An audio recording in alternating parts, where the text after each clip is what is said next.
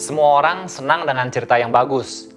Entah itu film bioskop, novel, komik Jepang, serial Netflix, bahkan hingga serial drama Korea.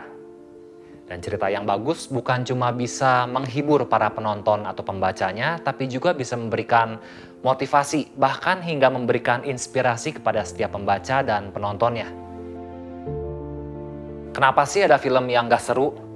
Kenapa ada novel yang bikin bosen? Penyebabnya seringkali bukan karena para pemainnya, bukan karena tokoh-tokoh di dalamnya, dan bukan karena karakter-karakter yang jelek. Tetapi simply karena jalan cerita yang kurang bagus. Jalan cerita yang biasa aja. Jalan cerita yang terkesan dibuat dengan asal-asalan. Akibatnya apa? Gua dan elu, kita semua yang nonton atau kita semua yang baca, jadi bosen.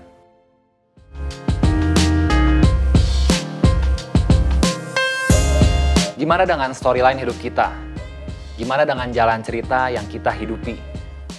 Mungkin lu bukan seorang movie maker. Lu bukan seorang penulis skenario film. Lu bukan seorang penulis novel.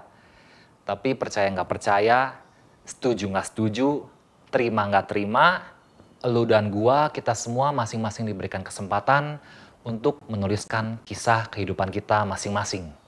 Pilihannya adalah kisah kehidupan seperti apa sih yang ingin kita miliki? Bagaimana kita ingin merancang jalan cerita yang ada di dalam hidup kita? Dan pertanyaan paling penting adalah, apakah kita ingin mencoba menuliskan kisah kehidupan kita dengan usaha sendiri? Atau kita ingin mencoba meminta pertolongan dan pimpinan dari Tuhan yang menciptakan kita? Gua memang bukan seorang penulis novel, tapi satu hal yang gua tahu, menulis cerita fiksi yang bagus itu susahnya bukan main. Apalagi menuliskan kisah kehidupan kita sendiri. Yeremia 29 ayat 11 berbunyi demikian. Sebab aku ini mengetahui rancangan-rancangan apa yang ada padaku mengenai kamu. Demikianlah firman Tuhan, yaitu rancangan damai sejahtera dan bukan rancangan kecelakaan, untuk memberikan kepadamu hari depan yang penuh harapan. Ada sebagian orang memilih untuk menulis jalan cerita hidupnya tanpa melibatkan Tuhan sama sekali. Pokoknya nggak mau diatur. Tapi ada sebagian orang memilih untuk menuliskan jalan cerita hidupnya dengan melibatkan Tuhan di dalam setiap lembar kehidupannya. Gua nggak bisa maksa lu untuk melibatkan Tuhan di dalam lembar kehidupan lu. Tapi satu hal yang gua tahu, kalau lu melibatkan Tuhan, ujung-ujungnya pasti akan ada damai sejahtera dan pasti penuh harapan.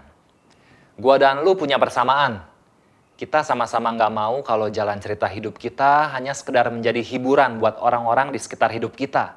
Kita pengen supaya jalan cerita hidup kita bisa menjadi sumber inspirasi, bisa menjadi berkat, bisa memotivasi orang-orang di sekitar kita. Singkat kata, kita pengen hidup kita membuat sebuah perbedaan. Kita pengen make a difference. Dan kabar baiknya, Tuhan pengen kita make a difference. Kalau kita pengen membuat sebuah perbedaan, cara hidup kita harus berbeda. Gimana caranya? Kita mulai dengan melibatkan Tuhan di dalam setiap jalan cerita kehidupan kita.